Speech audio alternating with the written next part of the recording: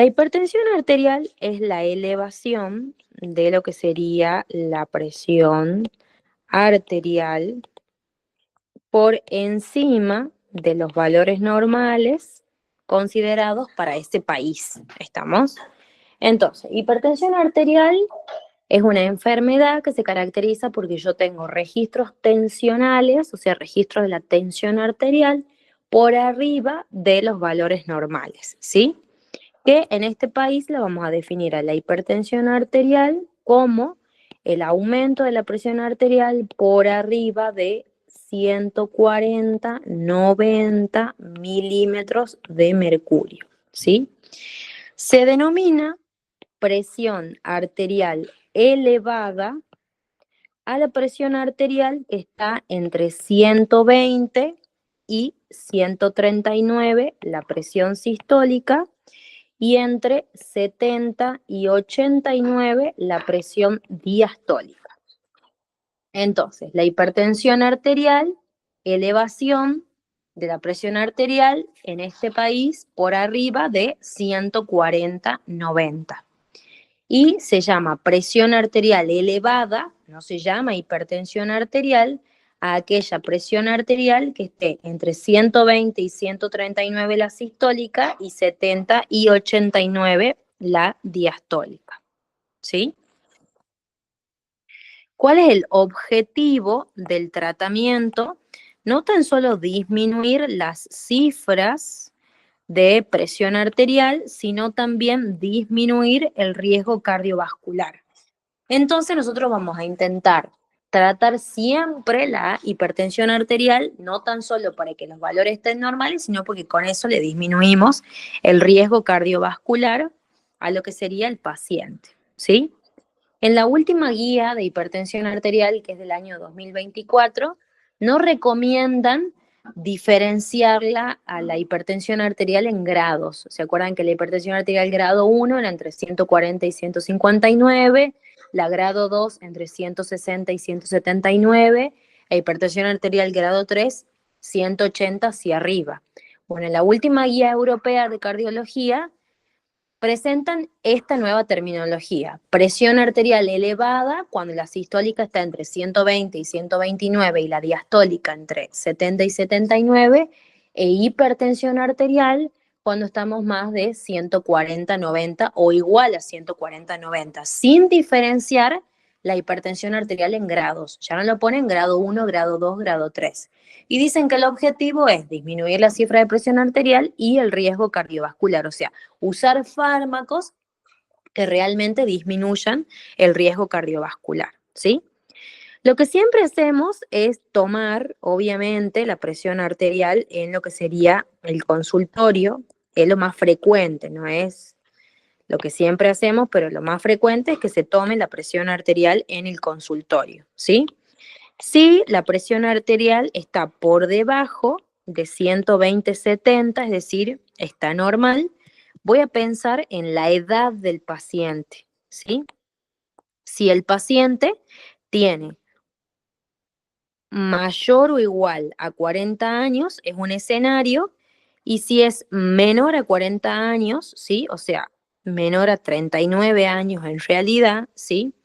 Vamos a hacerle un control cada año, ¿sí? Es un control cada año.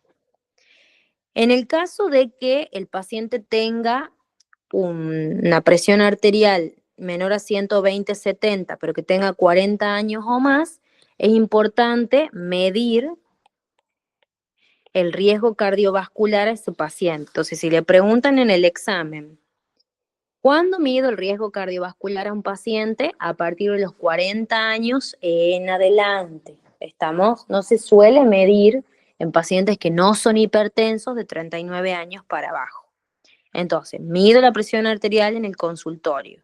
Si está de 120/70 para abajo y tiene 40 años o más, le mido el riesgo cardiovascular y de acuerdo a eso elijo el tratamiento. Y si tiene menos de 39 años, hago el control normal en un año, ¿sí?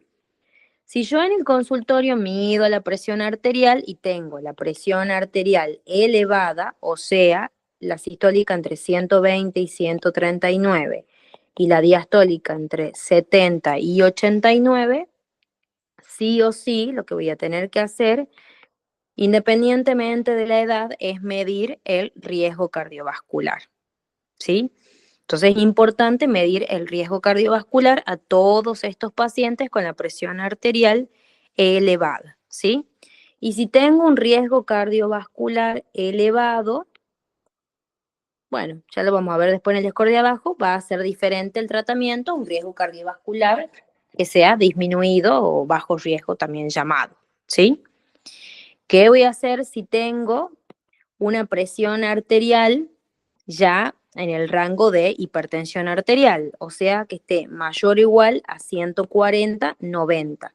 Lo que tengo que hacer es confirmar el diagnóstico con otro método que sería un mapa o una medición, digamos, en la casa de la presión arterial, o sea, un automonitoreo, ¿sí? Entonces vamos a repetir. Generalmente la hipertensión arterial es asintomática y el 90% de las hipertensiones arteriales son primarias o esenciales y solamente el 10% son hipertensiones arteriales secundarias a algo, ¿sí? Entonces, generalmente, ¿cómo se diagnostica la hipertensión arterial? Porque la miden, porque generalmente es asintomática. Entonces, si el valor me da normal y el paciente es joven, lo controlo cada un año. Si el valor me da normal y es joven, pero no tanto, o sea, de 40 años para adelante, le voy a medir el riesgo cardiovascular y con respecto a eso vamos a hacer el tratamiento.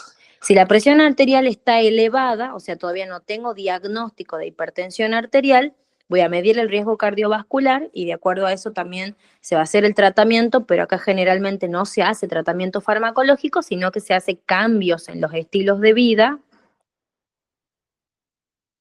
Y si la hipertensión arterial está en mi consultorio, es decir, tengo 140/90, lo que voy a hacer es pedirle un mapa, ¿sí? O un MDPA.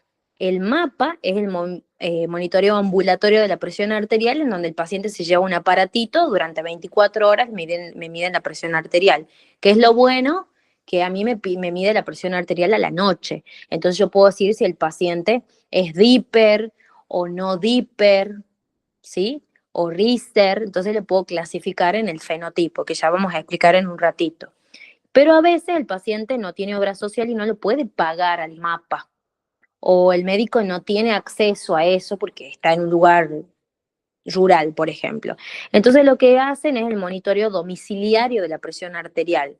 O sea, el paciente se les da el aparato o lo tienen en la casa para tomar la presión arterial, entonces durante varios días se toma la presión arterial, generalmente 6 a 7 días, lo anotan en un papelito, cómo es la presión a la mañana, cómo es a la tarde, y después se lo entrega al médico para confirmar que tiene hipertensión arterial. ¿Estamos? Y en el caso de que la presión arterial en mi consultorio esté mayor a 180, 110, yo tengo que descartar que el paciente no tenga una emergencia hipertensiva. ¿Estamos?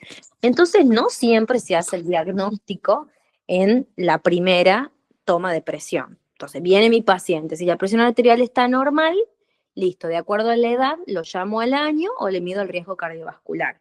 Si la presión arterial está elevada, ¿a qué se le llama eso? Más de 120, 70, pero que no llega a 140 y no llega a 90, voy a medirle el riesgo cardiovascular y generalmente empiezo el tratamiento con medidas higiénico-dietéticas.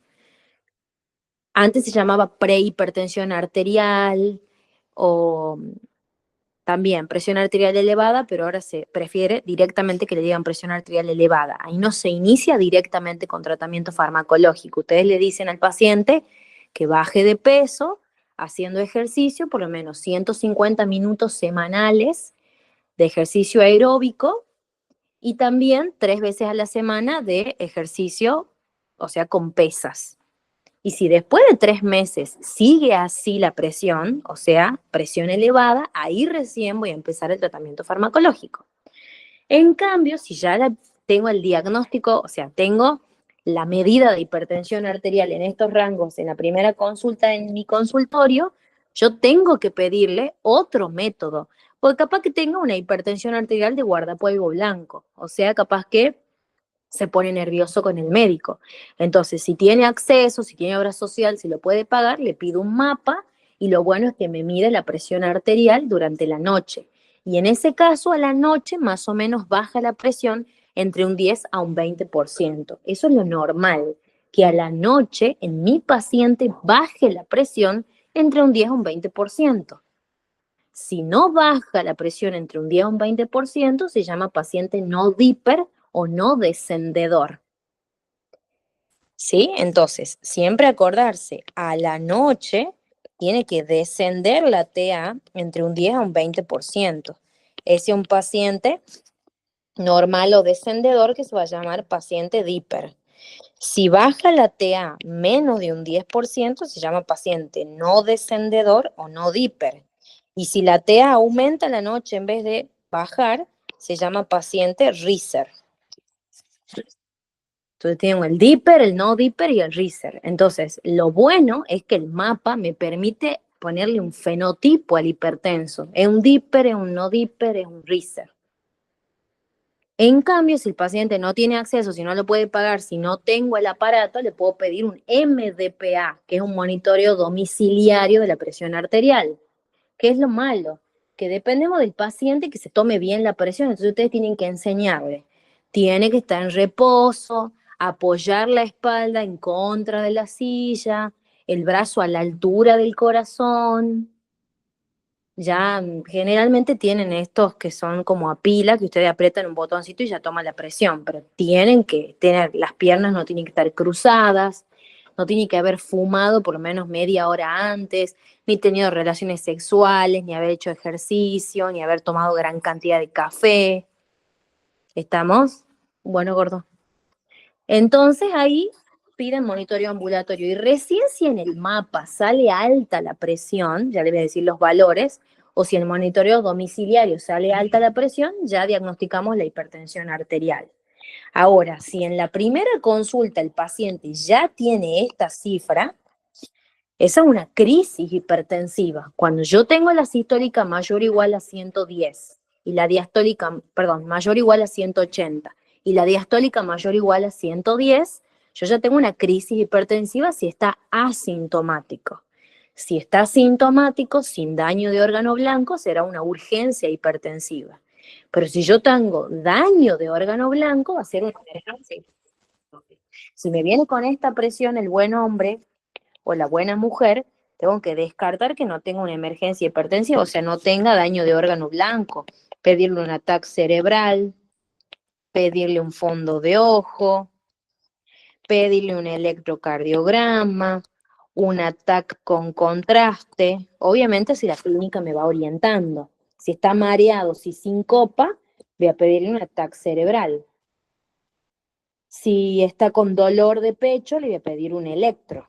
Si está con dolor de pecho que se le va a la espalda y los pulsos asimétricos, sospecho de una disección de aorta, entonces un ataque con contraste.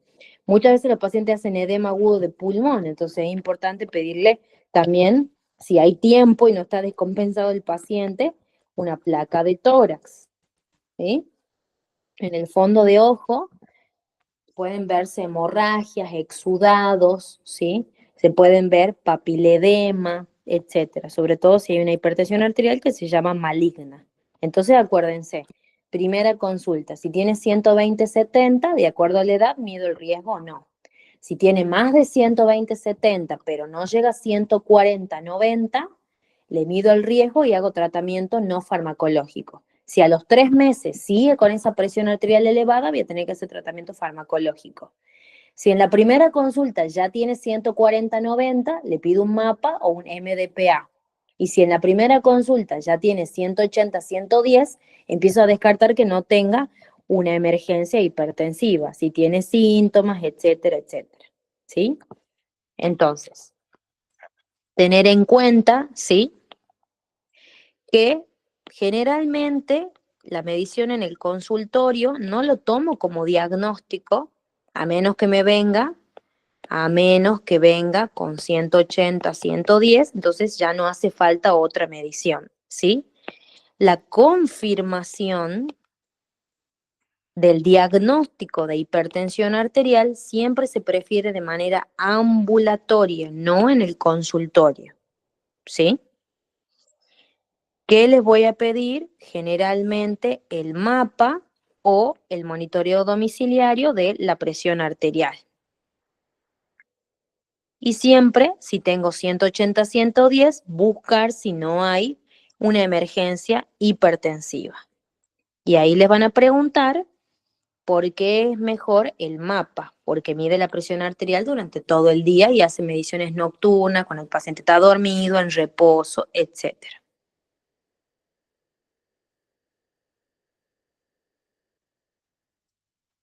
Cuando yo le hago el mapa al paciente, ¿sí? Tenemos lo que sería una medición de día, tenemos una medición de noche y también tenemos una medición promedio del día y de la noche, ¿sí? Si durante el día yo tengo más de 135, 85, si durante la noche yo tengo más de 120, 70, o en el promedio de 24 horas yo tengo mayor o igual a 130, 80, ya hago el diagnóstico de hipertensión arterial. Entonces, en el consultorio, el valor que tengo en cuenta es 140, 90 para pedirle el mapa. Pero si yo le pido el mapa y ya durante el día me dan más de 135, 85, durante la noche 120, 70 o más, porque yo me tengo que acordar que la noche tiene que descender entre un 10 y un 20%, o sea que sea un paciente de hiper, o si en el promedio tengo una presión mayor a 130, 80, yo ya diagnostico lo que sería la hipertensión arterial.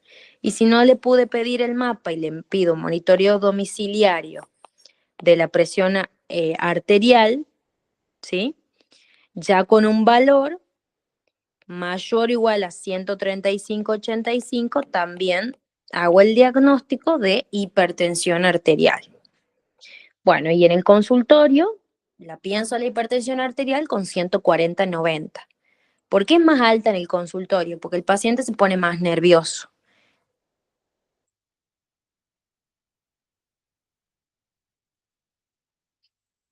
Entonces, la hipertensión arterial es el valor elevado por arriba de las cifras consideradas normales, que en este país son 140/90 en el consultorio. El 90% de las hipertensiones arteriales son idiopáticas, esenciales o primarias, y solamente el 10% son hipertensiones arteriales secundarias, y las tengo que pensar. ¿Cómo hago el diagnóstico? Como generalmente es asintomática la hipertensión arterial, midiendo la presión arterial en el consultorio cuando van a control los pacientes. Ya saben qué hacen si tienen 120/70, ya saben qué hacen si tienen 140/90, ya saben qué van a hacer si tienen 180/110 para arriba. Y descartan la emergencia hipertensiva, que es el daño de órgano blanco. Si hacen mapa, tienen otros valores para diagnosticar la hipertensión arterial, y si hacen monitoreo domiciliario de la presión ambulatoria, o monitoreo ambulatorio de la presión arterial o monitoreo domiciliario, tienen otros valores también. Recordar que en todo paciente hipertenso o en paciente que tenga presión arterial elevada, yo tengo que medir el riesgo cardiovascular global. ¿Sí? Entonces, en todo paciente que yo ya le haya hecho el diagnóstico, o sea, que en el consultorio tenía más de 140/90 y en el mapa más de 120/70 a la noche, más de 130/80 en el promedio, más de 135/85 durante el día, ya está, usted es hipertenso, tiene que empezar a hacer la dieta, el ejercicio y el fármaco. A ese paciente yo le tengo que medir el riesgo cardiovascular global. O a todo paciente con la presión arterial elevada, también tengo que medirle la presión arterial, o sea, tengo que medir el riesgo cardiovascular global. O pacientes mayores o iguales a 40 años, también medir el riesgo cardiovascular global. Para eso uso las tablas, ¿no? O sea, tienen que saber de memoria. Hay una tabla para elevar el riesgo cardiovascular global de la OMS, otra de la Asociación Americana. Ahí está el SCOR-2, el SCOR-2 OP, el SCOR-2 diabetes. O sea, hay tablas para pacientes diabéticos, no diabéticos.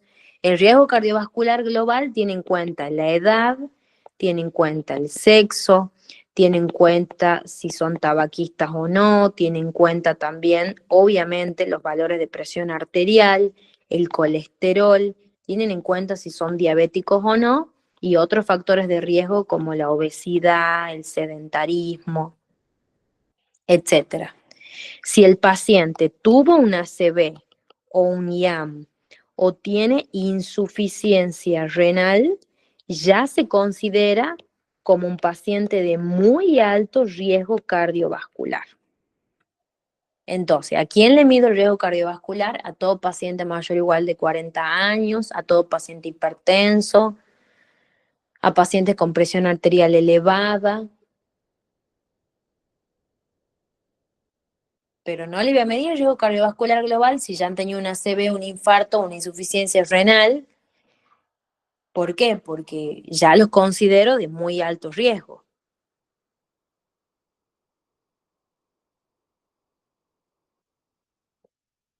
En la última guía, perdón, han puesto la diabetes ya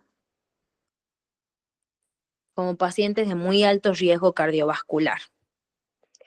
Entonces, pacientes que ya han tenido una ACV, que ya han tenido un infarto y tienen falla renal, insuficiencia renal moderada a severa, o sea, un grado 5, 4, 3, diabético también con el colesterol muy elevado, sobre todo en pacientes con hipercolesterolemia familiar, yo ya los categorizo como riesgo cardiovascular muy elevado. Me van a aparecer en color bordo en las tablitas, ¿sí? Así, muy elevado. Yo le voy a hacer el riesgo cardiovascular y me va a salir el color bordo. Y el tratamiento va a cambiar, ¿sí?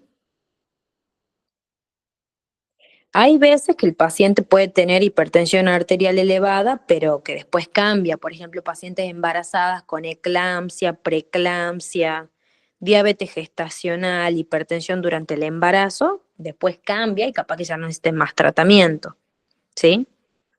Entonces es importante evaluar el riesgo cardiovascular global.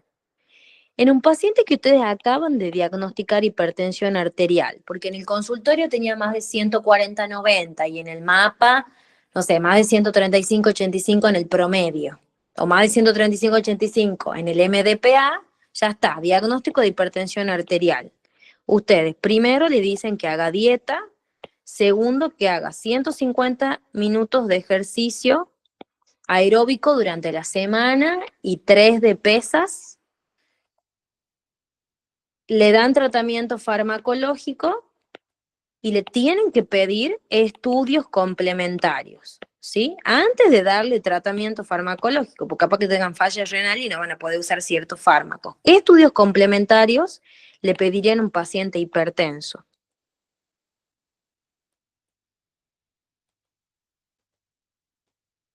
¿Mm? Electro. Bien, un electrocardiograma, ¿sí?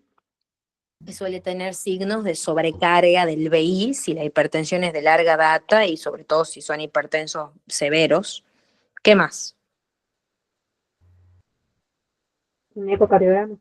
Bien, un ecocardio, ¿sí? Para ver qué grado de hipertrofia tienen, ¿sí? ¿Qué más?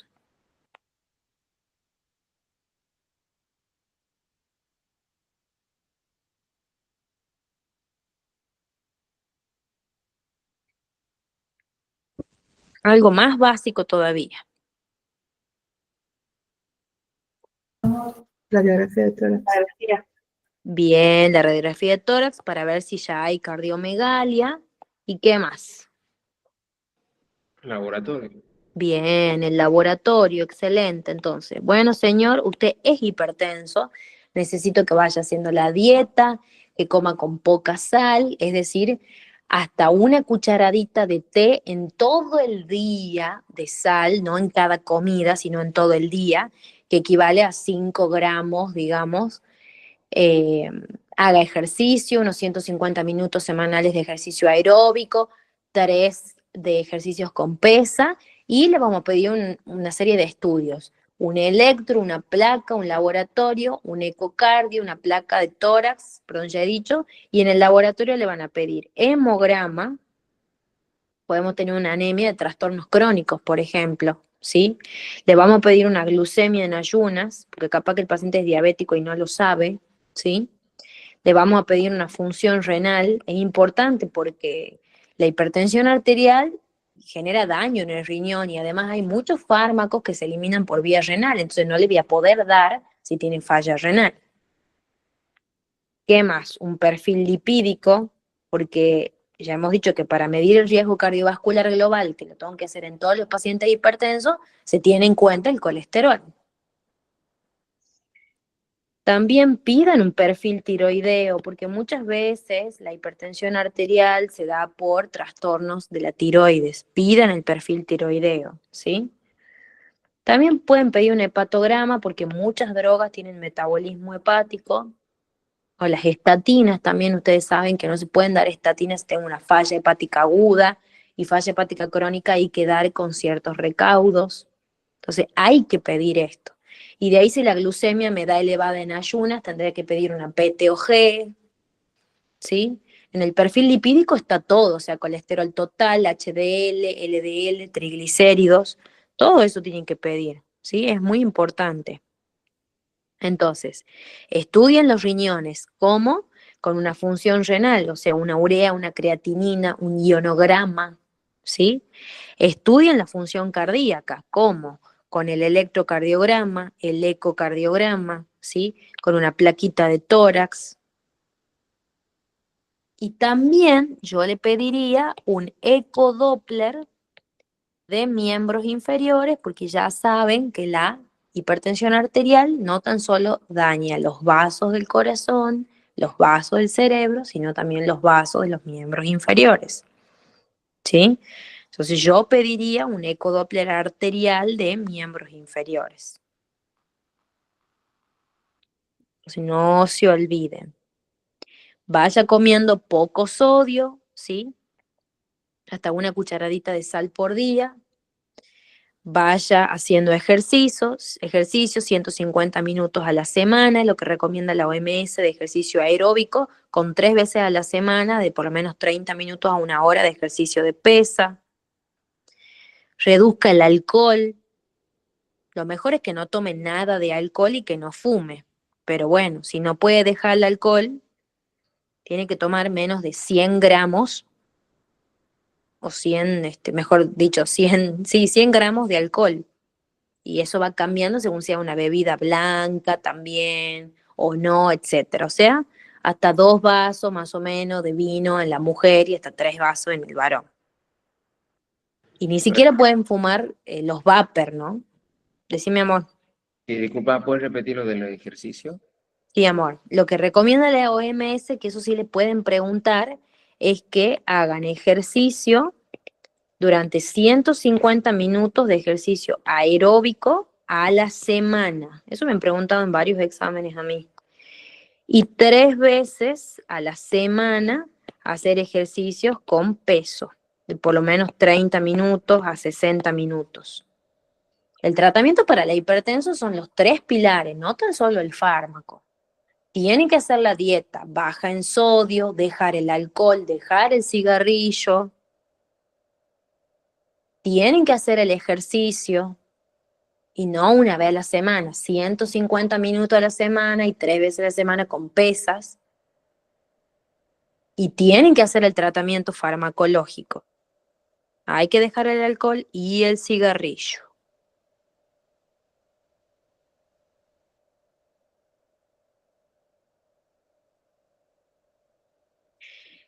Y bueno, ¿cuándo van a hacer el tratamiento farmacológico? Cuando ya tengan el diagnóstico de hipertensión arterial, o sea, con el consultorio han tenido más de 140/90 y en el mapa durante todas las 24 horas más de 135/85, o en la noche más de 120/70. Durante el promedio de 24 horas, perdón, 130/80, o en el monitoreo domiciliario 130/80, van a tener que hacer el diagnóstico de hipertensión arterial y ahí ya está diagnosticado. Entonces, le dan la dieta, el ejercicio, le miden el riesgo cardiovascular y empiezan el tratamiento farmacológico. Sí o sí tienen que hacer tratamiento farmacológico cuando ya tengan el diagnóstico de hipertensión arterial. Más de 135/85 en el monitoreo domiciliario. Más de 120/70 a la noche. Más de 135/85 durante el día, más de 130/80 durante el promedio de las 24 horas, ya está, es hipertenso. Entonces tengo que hacer los 3 pilares. Y también cuando tenga presión elevada, hago primero un tratamiento no farmacológico por 3 meses, pero si sigue la presión elevada, voy a tener que hacer tratamiento farmacológico sí o sí. O sea, por ejemplo, si yo le mido la presión a mi novio y le sale 129/79. Bueno, dieta, ejercicio 3 meses. Y si en 3 meses sigue con 125/79, no está por debajo de 120/70, que es mi objetivo. Entonces voy a tener que hacer tratamiento farmacológico.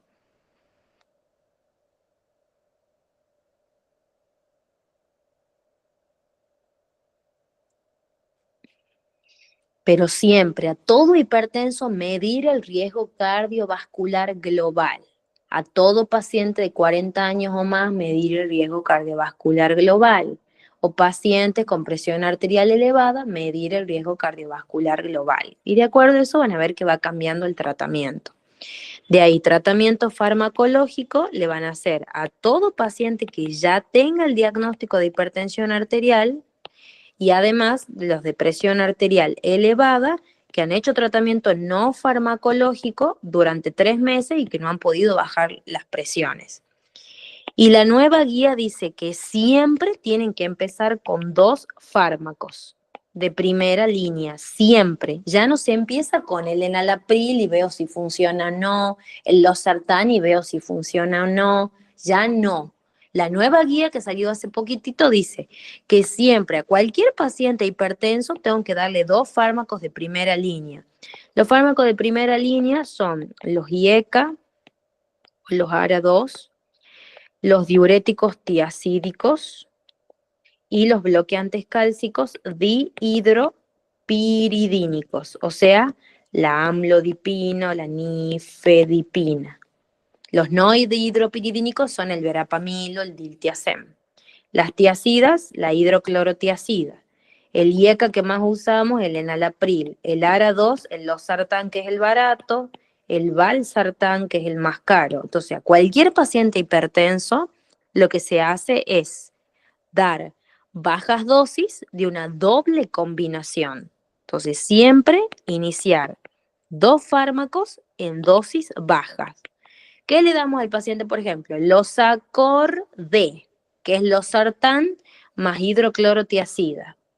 Valsartán D o Sarval D, que es valsartán más hidroclorotiacida.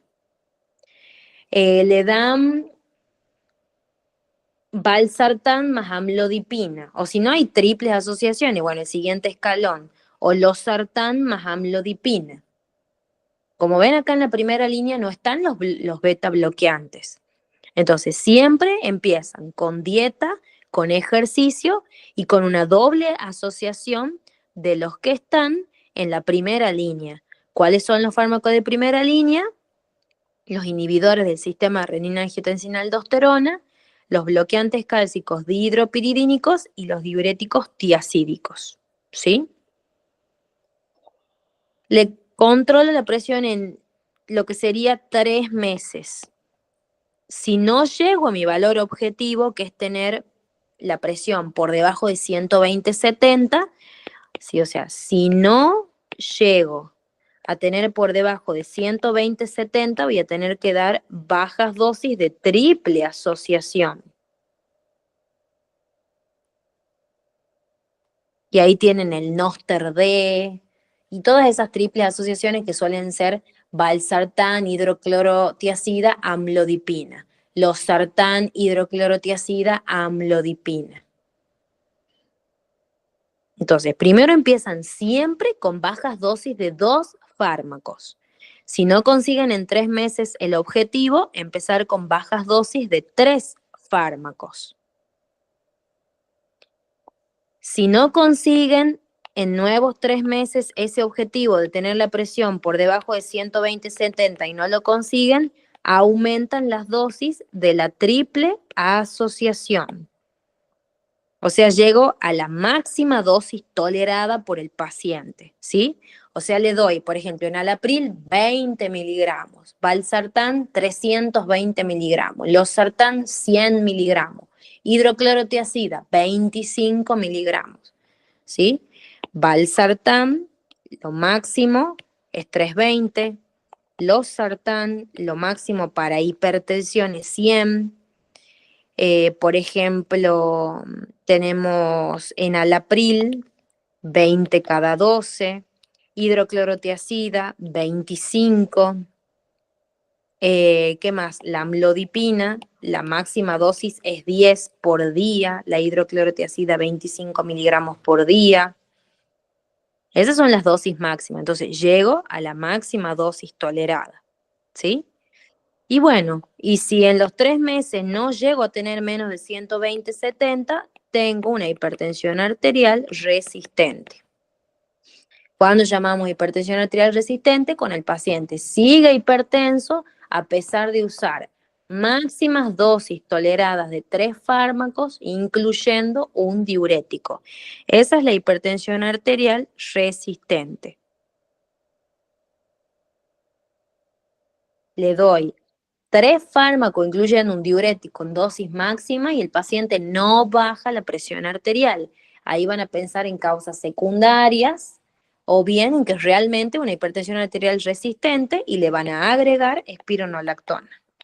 Si realmente es resistente y ustedes han descartado, a ver, si el paciente sigue con la presión alta porque come re mal, eso no es una hipertensión arterial resistente. Si no hace el ejercicio, no es resistente, no tiene una buena adherencia. Entonces, ustedes tienen que fijarse que realmente el paciente esté bien adherido al tratamiento y que siga hipertenso. Pueden pedirle hasta un mapa, porque capaz el paciente se pone hipertenso cuando me ve a mí. No, y el mapa le sigue dando alto. Le pido o pienso en causas secundarias de hipertensión arterial. Ya descarto las causas secundarias como por ejemplo trastorno en la aldosterona, trastornos renales, síndrome de apnea y hipopnea del sueño, da mucha hipertensión arterial secundaria. Ya descarto todo eso y el paciente sigue hipertenso, realmente es un hipertenso resistente y le voy a tener que agregar espironolactona. Y bueno, y si no anda con eso, lo tienen que mandar al especialista en hipertensión arterial. Ustedes tengan en cuenta que le van a agregar beta bloqueante cuando realmente tenga indicación el paciente. O sea, si no anda la espironolactona, le pueden sumar un beta bloqueante o cuando tenga indicación, es decir, con el paciente sea isquémico. Si el paciente es isquémico o tiene FA, por ejemplo, le van a tener que dar un beta bloqueante. ¿Por qué? Porque la FA da taquicardia, quedan ustedes beta bloqueante. Y cuando es isquémico, tienen que disminuir el consumo de oxígeno, entonces quedan ustedes beta bloqueante.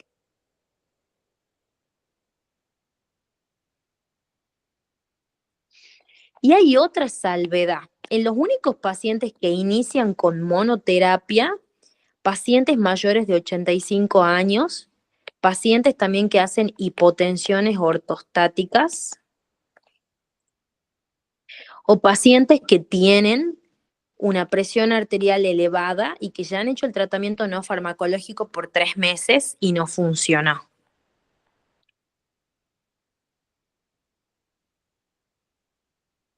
Entonces acuérdense, la nueva guía dice, no empecemos con hidroclorotiazida, dosis bajita como nos enseñaban en la facultad.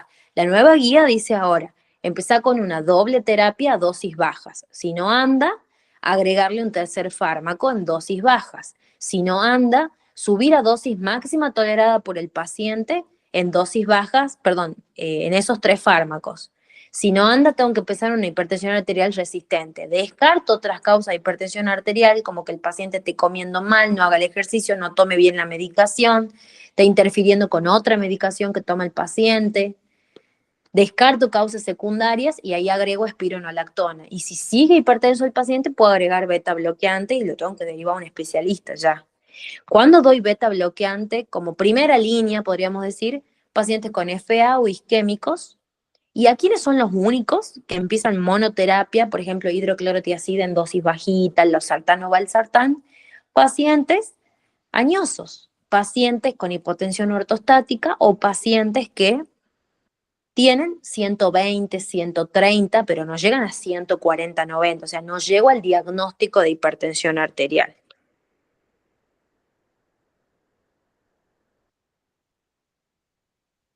¿Vamos entendiendo? Maca, Dime, amor. ¿cuál era la dosis máxima de enalapril y cuáles serían las mínimas, digamos, las dosis iniciales de cada fármaco para Bien. comenzar el tratamiento? Bien, del enalapril, que es el más barato, podés empezar con 2,5 cada 12, después sumar a 5 cada 12, 10 cada 12 y hasta 20 cada 12. Esta es la máxima y esta es la mínima, pero casi nunca empezás con 2,5. Nosotros empezamos con 5 o con 10 y llegás a 20 cada 12. Siempre es cada 12, el enalapril, siempre es cada 12. De ahí el losartán, podés empezar con 25 miligramos por día, seguís con 50 miligramos por día y la máxima dosis para la hipertensión es 100 miligramos por día. El losartán se da cada 24, el enalapril cada 12. Y el valsartán, podés usar una dosis mínima de 80 miligramos por día y llegar hasta 320 miligramos por día. Este lo podés dar generalmente cada 12 horas, ¿sí? Entonces empezás así, en 80 cada 12 y podés llegar hasta 160 cada 12. O sea, 160 a 320. Es muy caro. La amlodipina, puedes empezar con 5 miligramos y 10 miligramos es la máxima. Mínima es 5 y das cada 24 la amlodipina. Y la hidroclorotiazida, empezás con 12,5 de dosis mínima y hasta 25 miligramos es la dosis máxima. La hidrocloro das cada 24 horas. El enalapril lo dan cada 12, chicos, no lo den cada 24, ¿no? Losartán sí es cada 24, valsartán cada 12, amlodipina cada 24, hidroclorotiazida cada 24 horas. Las máximas son hasta 20 cada 12 el enalapril, pero ya es un montón, ¿sí? El valsartán 320 por día, dividiéndolo en 2 tomas, el losartán hasta 100 miligramos por día, y la amlodipina hasta 10 miligramos por día. Acuérdense que la amlodipina tiene un efecto adverso que es el edema de miembros inferiores, ¿sí? Porque es muy vasodilatador. O sea, muchas veces vienen con edema y hacen interconsulta, sospechan de falla cardíaca, pero es porque están tomando amlodipina. La hidroclorotiazida, ojo, porque aumenta el ácido úrico, entonces en pacientes con gota, no dar hidroclorotiazida. Amlodipina, no dar si el paciente tiene FEI deprimida.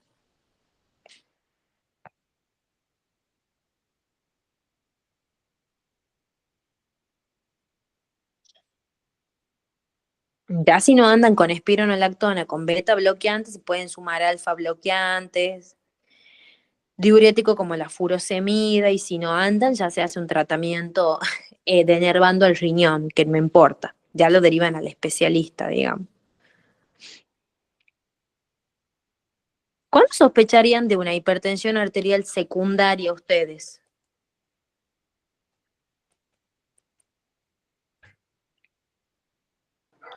Que sea renal puede ser, causa renal. Claro, pero vos ¿cuándo la vas a pensar?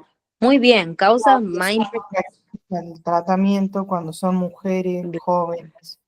bien. Cuando son pacientes jóvenes, cuando tienen muy elevadas presiones desde el inicio, cuando son muy resistentes al tratamiento, cuando venían bien y después han empeorado, bien. Cuando tienen cefalea, cuando tienen hipocalemia, ¿sí?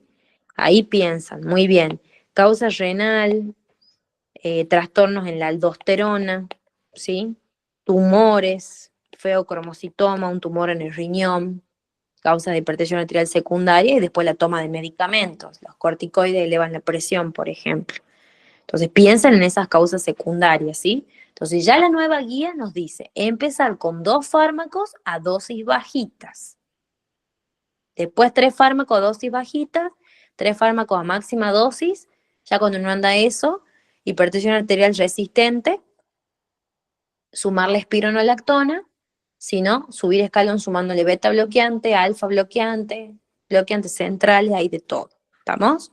Bueno, ya seguimos mañana, bellezas. ¿Han entendido?